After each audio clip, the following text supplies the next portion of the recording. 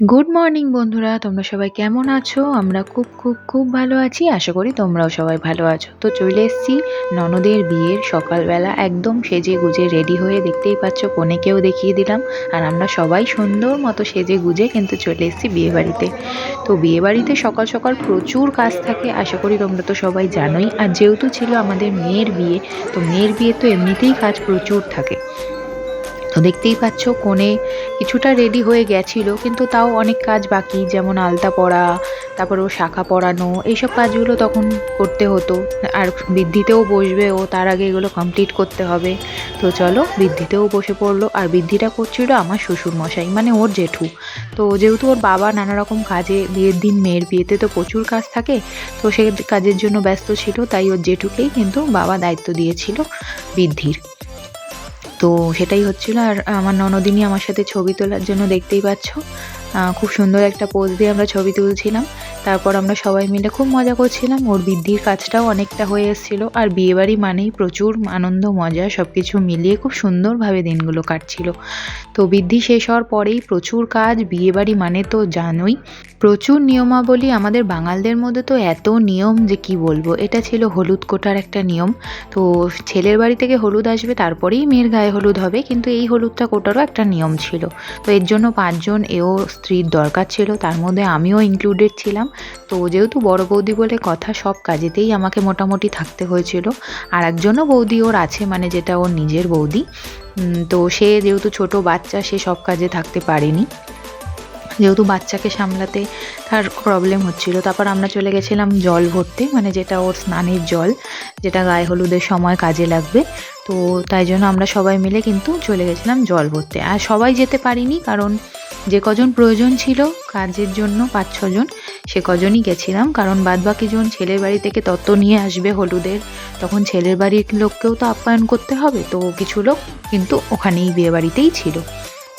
আমরা চলে এসেছিলাম পুকুরের, কারণ এখানে গঙ্গাটা অনেকটা দূরে পড়ে, তাই পুকুরেই এখানের থেকে জল সইবে। তো জল সইতে চলে এসেছিলাম। আর খুব সুন্দর করে নিয়মকানুন করে কিন্তু জলটা ভরা হচ্ছিল।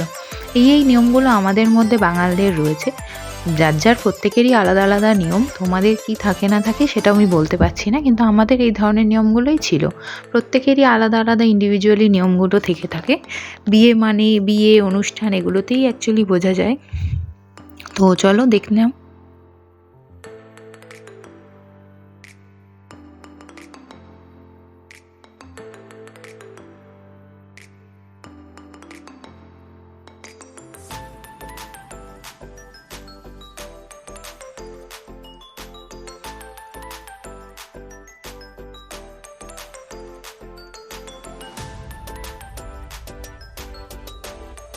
জল সওয়া তো হয়ে গেল, তো চলো যাওয়া যায় বিয়ে বাড়িতে। এসেই দেখলাম গায়ে হলুদের তত্ত্ব চলে এসছে, কনেও রেডি, গায়ে হলুদের একদম সুন্দরভাবে গোছানো হয়ে গেছে যেখানটা হবে সেই জায়গাটা। তো কনেকেও ওখানেও পাঠিয়ে দেওয়া হলো, যেহেতু গায়ে হলুদের সময় শুরু হয়ে গেছে। তো এখন ফটোগ্রাফাররা তো একের পর এক ফটো তুলেই যাচ্ছে নানা রকম পোজে, কিন্তু আমাদের তো সময়টা দেরি হয়ে যাচ্ছে, এই জন্য গায়ে হলুদের নিয়মও শুরু হয়ে গেল। আর এখানে দেখতেই পাচ্ছ আমরা সবাই মিলে, অনেকজন মিলে কিন্তু হলুদটা নিয়ে ওর চারিপাশে ঘুরছিলাম, যেহেতু এটাও একটা নিয়মের মধ্যে পড়ে।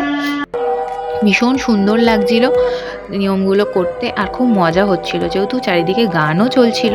আর বিয়েবাড়ি মানেই গান, নাচা গানা, এগুলো তো থাকবেই। একটু পরেই তোমরা দেখতে পারবে আমরা কত মজা করেছি। কিন্তু গানগুলো তো এখানে ভিডিওতে দিতে পারবো না, কারণ কপিরাইট ক্লেম এসে যাবে। না হলে গানগুলো দিলে বুঝতে পারতে আমরা কতটা এনজয় করেছি। যাই হোক, এমনি ভার্সনেও তোমরা নাচানাচিগুলো তো দেখতেই পারবে, দেখে আগে থেকে আইডিয়া করে নাও যে আমরা কতটা মজা করেছিলাম। আর বিয়ে মানেই তো জানোই কতটা আনন্দ হয়, তাও আবার বাড়ির বিয়ে, আলাদা মজা। তো যেহেতু আমার বিয়েটা তো অনেক দিন আগে হয়ে গেছে, তো অনেক দিন কোনো বিয়ে বাড়িতে মজা করা হয়নি এইভাবে। আর নিজেদের বিয়েতে তো আলাদাই আনন্দ হয়, তাই না? তো দেখতেই পাচ্ছ এখন হলুদ লাগানোর পালা, সবাই তোকে হলুদ লাগিয়ে একদম ভূত করে দিচ্ছি। অনেক অনেক হলুদ লাগাচ্ছি, ও বলছিল অল্প লাগাও অল্প লাগাও, আরও বেশি করে লাগিয়ে দিয়েছি। তো চলো দেখবে এখন কি দারুণ করে মজা। এই দেখো নাচানাচি শুরুও হয়ে গেছে, একটু পরেই আমার নাচও দেখতে পারবে। আমি তো প্রচুর নেচেছি, যেহেতু ননদের বিয়ে বলে কথা, আনন্দ করবো না এটা কি হতে পারে? তো ভীষণ ভীষণ মজা করেছে। আমাদের কনেও নাচছিল, সেও ভীষণ আনন্দে ছিল, যেহেতু বিয়ে করছে বলে কথা, মজাই আলাদা, তাই না? আর ওদিকে হলুদ লাগালাগি, নাচানাচি, নানা রকম পোজে ফটো তোলা, উফ চারিদিকে একদম ব্যস্ত। আর ফটোগ্রাফারদের তো আর কোনো একটা পোজই যে কতবার দিতে বলছে তার কোনো নেই। তো যাই হোক, এখন ওর স্নানের পালা, গায়ে হলুদ হয়ে গেছে, ওকে স্নানটাও করিয়ে দিতে হলো। এবার যেহেতু ও রেডি হবে, বিয়ের লগ্ন খুব তাড়াতাড়ি, তো সেই কারণে কিন্তু খুব তাড়াতাড়ি নিয়মকানুনগুলো করা হলো। তো ওকে পাঠিয়ে দিয়ে আমরা কিন্তু আমাদের মজা করতে একটু দেরি করিনি। আমরা কিন্তু সবাই মিলে ভীষণ ভীষণ মজা করছিলাম, নাচা গানা আনন্দ দারুণ দারুণ কেটেছিল। আর দেখতেই পাচ্ছ কি মজা করে আমরা নাচানাচি করছিলাম, যেহেতু সবাই মিলে সব ননদ দেওর এদেরকে নিয়ে নাচানাচি করার মজাই আলাদা। আর আমরা দুই বৌদি ভীষণই ফ্র্যাঙ্ক ওদের সাথে, কারণ আমাদের ওরা বন্ধুর মতোই মেশে। তো এই কারণে দেখতেই পাচ্ছ কোনো বাধা নেই। আমাদের কাকি শাশুড়িও ছিল, তো ভীষণ ভীষণ মজা হয়েছিল। আর বাড়ির বিয়ে মানেই আলাদাই একটা আনন্দ, তাই না?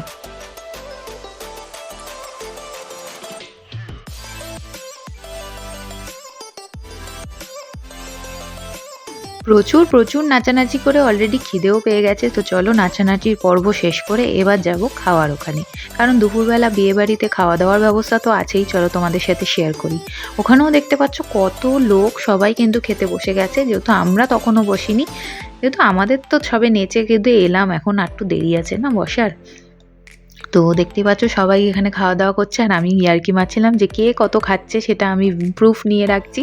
তো এখানে ওই কারণে বলা হচ্ছিল, আর সবাই একটু লজ্জা লজ্জাও পাচ্ছিল, আবার দেখিয়েও দিচ্ছে কে কী খাচ্ছে। তো এখানে সবাই তো নিজেদের লোক, তো ভীষণ মজা হচ্ছিল, গল্প আড্ডা সবই ছিল একসাথে। সবাই এক জায়গায় হলে যা হয়। আর তার সাথে সাথে রাতের মেনুর প্রস্তুতিও চলছিল, তো সেই জায়গাটাও তোমাদের নিয়ে যাই চলো কিচেনে। আর দেখতেই পাচ্ছ এখানে স্টার্টার আইটেম, মেন কোর্স সবেরই একদম তৈয়ারি শুরু হয়ে গেছে, যেহেতু রাতের মেনু তো অনেক কিছু আছে, একদম ধামাকেদার।